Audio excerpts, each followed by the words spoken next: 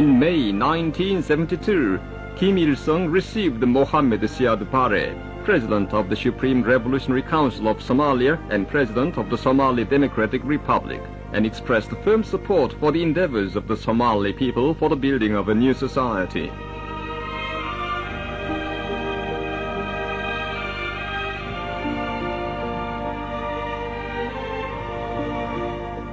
The Somali leader expressed his high regard for his Korean counterpart, saying that the Korean people were making precious examples in all spheres of social life.